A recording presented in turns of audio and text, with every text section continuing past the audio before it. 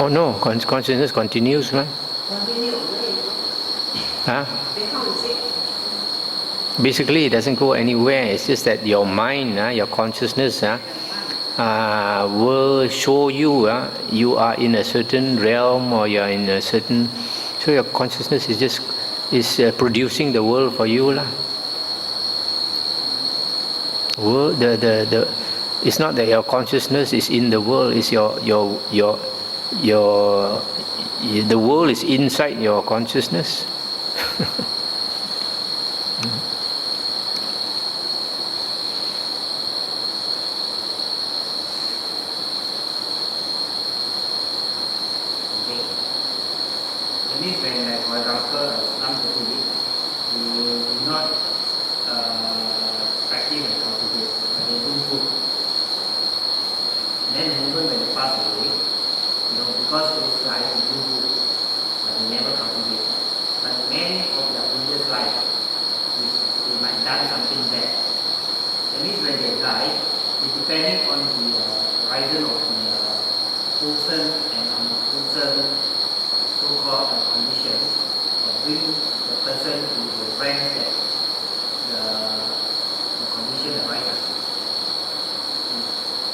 There is a sutta called the Kamma Vibhanga Sutta, where the Buddha says there are some ascetics, they have developed psychic power, but their psychic power is quite limited. So they see a person living a good life. After living a good life, that person dies and is reborn in the woeful plane, either as a ghost or animal or maybe even in hell. Then they see how come this person does good deeds in this life, does not harm people, and then he goes to the woeful plane. Then they say there's no such thing as karma. Because karma says if you do good, you should get good, right? You should be born in a happy destination of rebirth. But this fellow is born in a woeful destination. On the other hand, the opposite may also be true. Somebody leads a evil life, doing harm to others and all that. After death, he's born in a happy destination, maybe as a human being or maybe even as a low deva. Then this ascetic says there is no karma. But the Buddha says it's not that. Buddha says if his psychic power were greater, he would look at many lifetimes. If he look at many lifetimes, that person may have done good and evil in many past lifetimes. So when that person is dying, it depends on which karma comes to his mind. If he happens to think of good karma, then he goes for a good rebirth. If he happens to, his mind is fixed on evil karma, then he goes to a woeful plane of rebirth.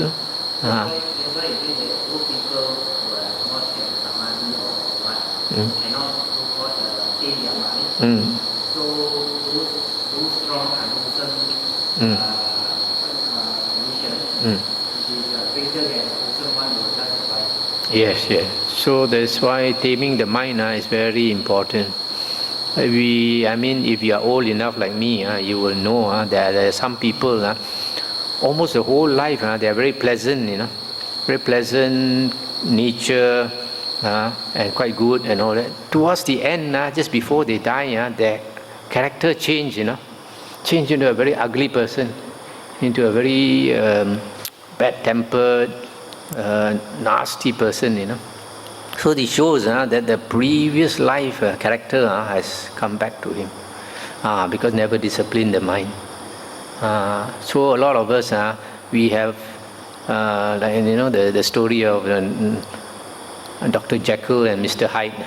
We have two types of character in us. We have the angel in us. We also have the Satan, the Mara, the evil one inside us. So how, when you die, which one will become greater? If you don't tame your mind, you don't cultivate good qualities, towards the end, all your unwholesome character come up, then too bad for you, you go to the animal realm or something like that. That's why don't rest on your laurels. A lot of people, we think, I never do evil, I don't harm people.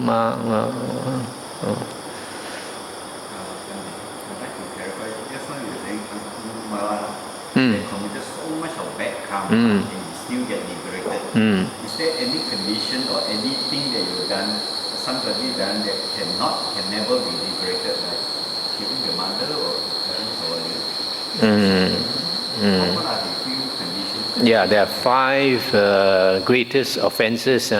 If you commit any one of these 5, after you die, you have to go to the hell realm.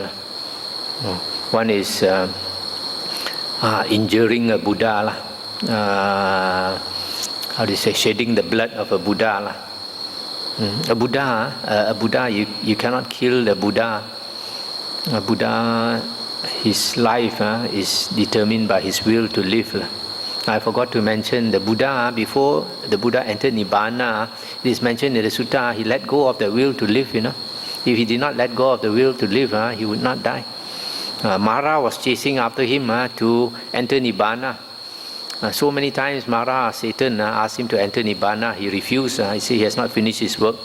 Finally, when he finished his work, he said, okay, I agree. 3 months' time, I will enter Nibbana. At that moment, he let go of the will to live. Then seems the whole world quake. So even the Buddha has to let go of the will to live. So most people now, we have to let go of the will to live. That's why it is the will to live that conditions consciousness. So coming back to this 5 offenses, if you commit these 5 offenses, you definitely have to go to hell the next lifetime. One is shedding the blood of the Buddha intentionally, harming the Buddha. Second one is killing an Arahant. Third one is killing your mother. Fourth one is killing your father. And the last one is causing the Sangha of monks to split into 2 Sanghas. That means you must have at least 8 monks. So one side at least 4 monks, the other side at least 4 monks. You split the monks, harmony of the monks, then that is great evil karma. Even if you don't split them into 2 Sanghas, which is called a schism, even if you do a lesser offense, say like there are 4 monks, and then you divide them into maybe 2 monks and 2 monks, it's not called a schism. There's another word for it. But I feel that also is very bad karma. You may not go to hell, but it's still very bad karma.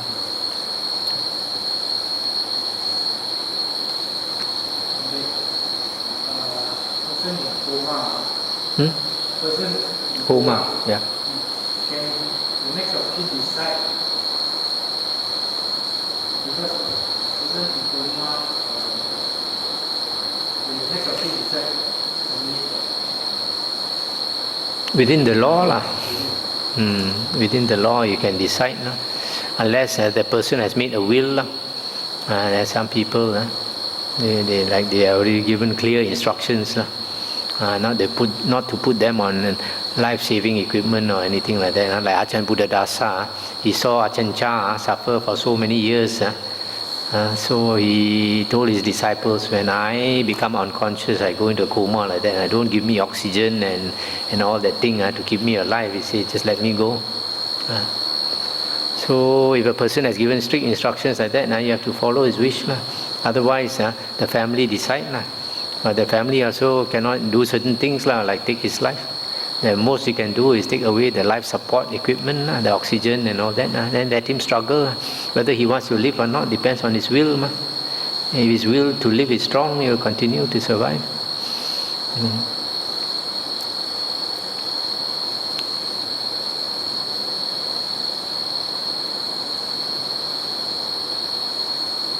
Okay, can we stop here for tonight?